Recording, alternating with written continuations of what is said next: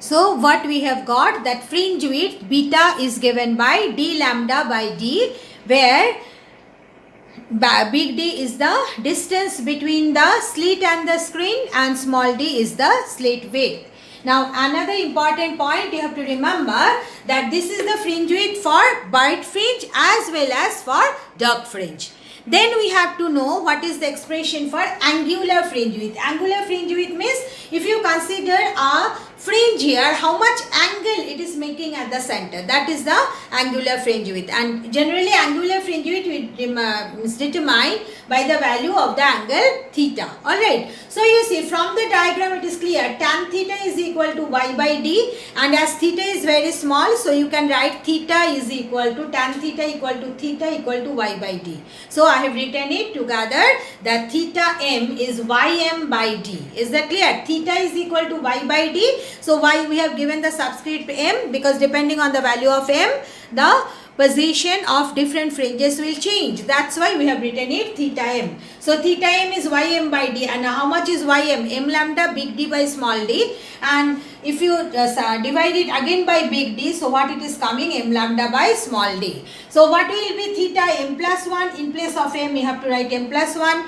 So what will be the angular fringe width? Then you have to subtract the two successive angular fringe width, means it will be theta m plus 1 minus theta m. Now how much is theta m plus 1? M plus 1 lambda by d, and theta m is m lambda by d. So if you subtract, you are getting that angular fringe width is given by lambda by d. So angular fringe width is lambda by d, whereas the fringe width is given by d lambda by d. So fringe width, it depends on distance between the screen and the slit, but angular fringe width does not depend on the distance between the screen and the slit. This is the important point regarding angular fringe width one should remember. So if you draw intensity versus path difference graph, it will look like this. You see at the central position intensity is maximum. Then when it is lambda by 2, this is 0, this is lambda. So in between it is lambda by 2. Lambda by 2 dark fringe. Then when it is lambda bright fringe.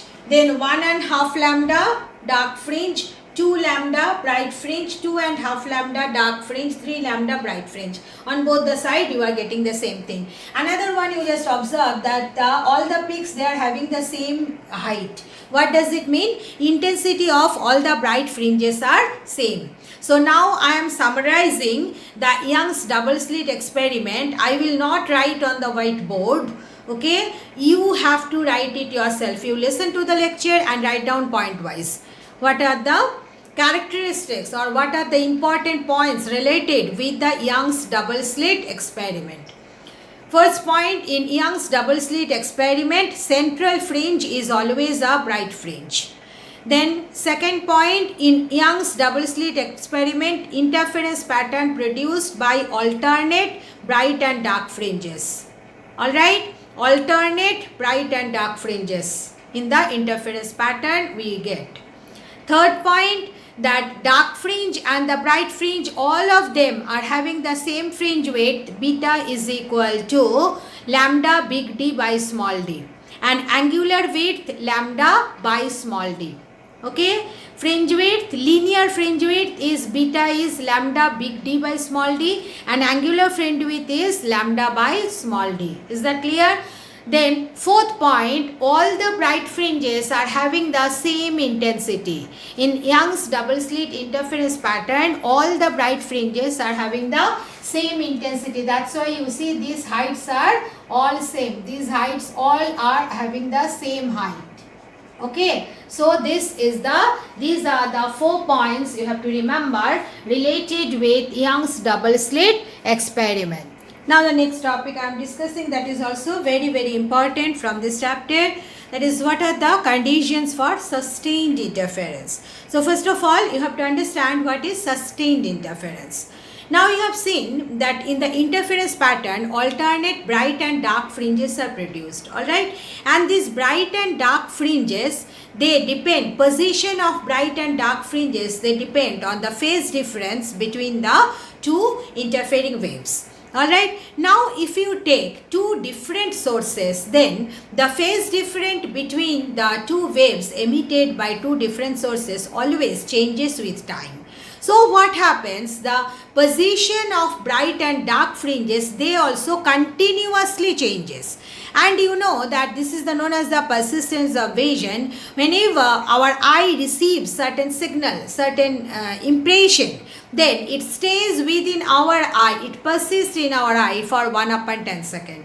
So within that, if any other impression or any other light fall on our eye cannot means what I can say, understand that yes, there is a second signal, a second light falling on it. So due to this persistence of vision, what happens? If there is a continuous change in the position of bright and dark fringes, then although interference patterns are produced, but our eye cannot understand that, cannot identify that, and to our eye it will happen as if there is no interference pattern, there is a general illumination. Alright, so sustained interference pattern, it means that position of bright and dark fringes, they do not change with time. Alright, what is the meaning of sustained interference pattern? I repeat, that position of bright and dark fringes, they do not change with time. Alright, that is known as the sustained interference pattern. So, if you want to know that what are the conditions for sustained interference pattern, while discussing what is sustained interference pattern, I have already said. What is the condition? I said that the phase difference between the two interfering waves should be constant with time. Alright, so you have to choose two sources of light in such a manner that the waves emitted by the two sources, they have a constant phase difference with time. Then these two sources of light are known as coherent sources.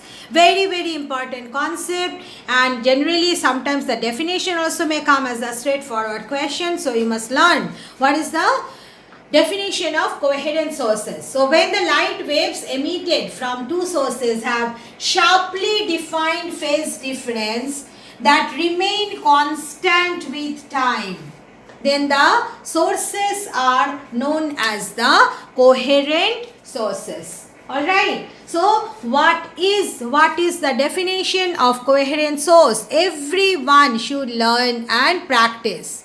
So what are the conditions for sustained interference?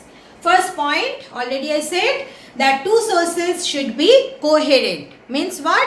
That phase difference between the two interfering waves should be constant with time.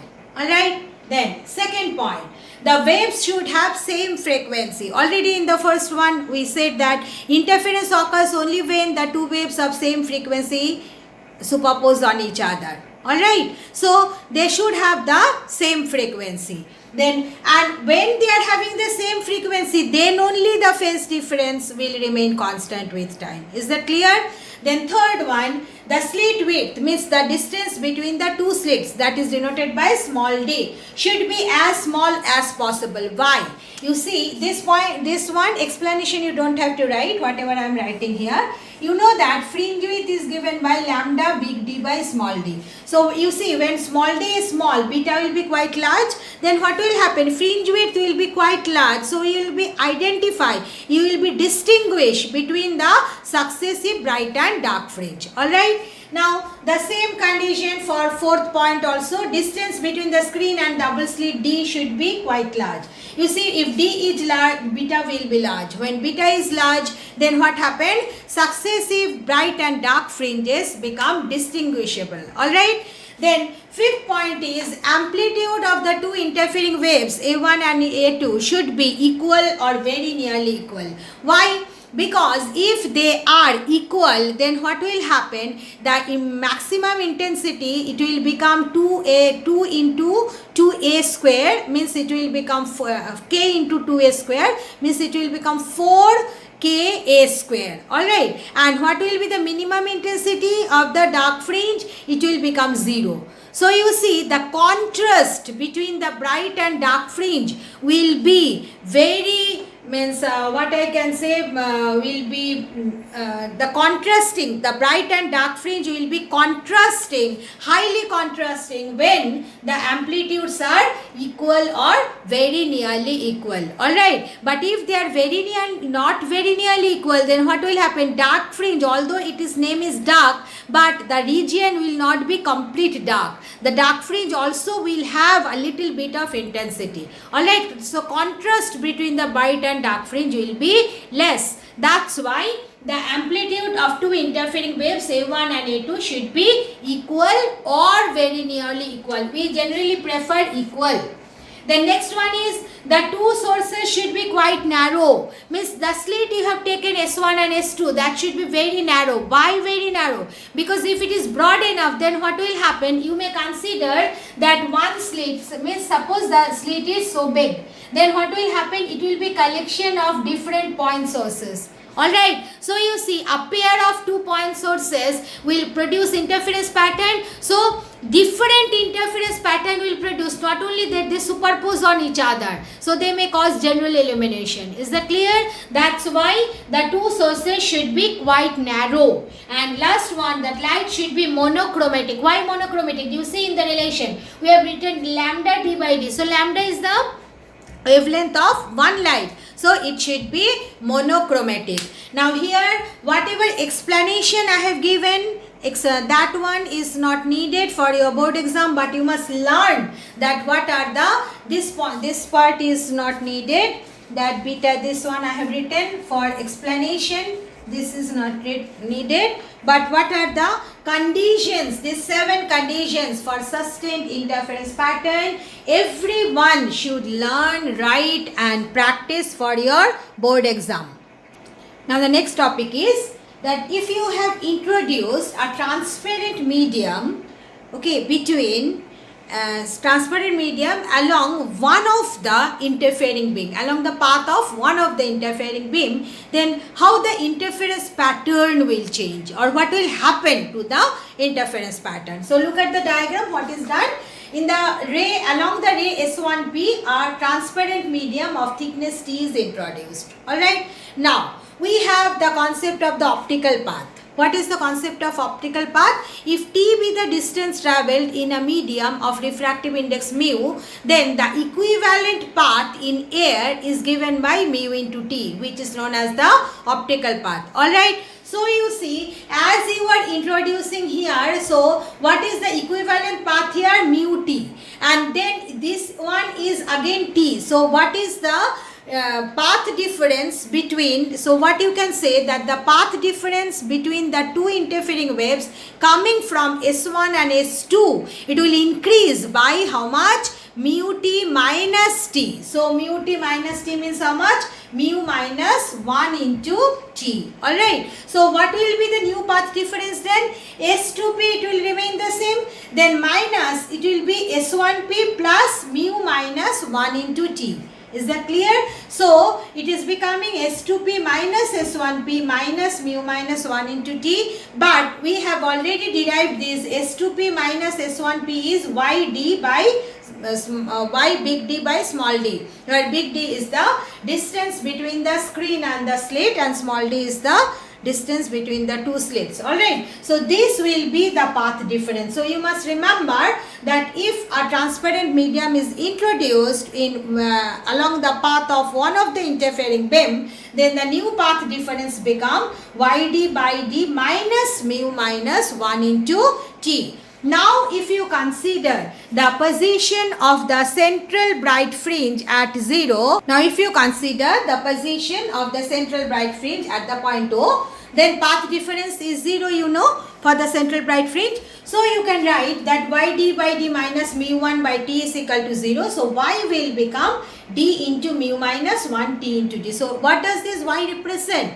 This represents the distance by which all the fringes along with the central bright fringe in the interference pattern will shift due to the introduction of this transparent medium. So if we summarize what we can say, that whenever a transparent medium of thickness T is introduced along the path of one of the interfering beam, then what happens to the entire interference pattern? The entire interference pattern shift by a distance given by small d into mu minus 1 into T divided by big D. So this is the displacement of all the bright fringes due to the introduction of the transparent medium. Now suppose you have illuminated the Young's double slit not by a monochromatic light, by a polychromatic light. Alright, then what will happen to the interference pattern? We have studied what? That when we use a monochromatic light, then interference pattern will be alternate bright and dark fringes. Alright, but if it is illuminated by white light, then what will happen? In that case, what will happen in the interference pattern at the central position? You see, the central point, it is equidistant from both S1 and S2. So whatever be the wavelength of light, you know that the color of light is determined by the wavelength. So whatever be the color of light, all color of light, they reach the point O at the same phase. So what happens at the central position? A white bright fringe will be produced. A bright fringe definitely, but what should be its color? It will be white color. Why white color? Because all the colors are reaching at the point, center point O at the same phase. They will be at same phase. So they will produce the central bright fringe, white fringe. Then on the both the side, white fringes will be followed by certain colored fringes. Alright, why colored fringes? Because you see, at certain, on both the side, the points where for a particular wavelength, the condition for the maximum interference, condition for the constructive interference will satisfy that point, that particular wavelength color will produce a bright fringe. So you will be able to see that particular bright fringe at that point. Is that clear? Then slowly when the distance will increase, then what will happen? At one point, different wavelength may produce the constructive interference pattern. So what will happen? When all the colors will superpose at that point, they will give you the general illumination. Alright. So you must remember the result here, that if the interference fringes are produced with the white light, then what will be the pattern? It will consist of a central white fringe having on both sides few colored fringes and then a general illumination. Alright, so that's all about the interference chapter. So what are the important topic from this chapter? You are supposed to learn, that is the details of Young's double slit experiment. Alright, the fringe width, angular fringe width for solving the numericals. Then what about the interference pattern? Then you must learn the conditions for sustained interference. This is the second topic. And then the third one is this one, that interference fringe with white light. What will be the interference fringe with white light? Thank you, girls.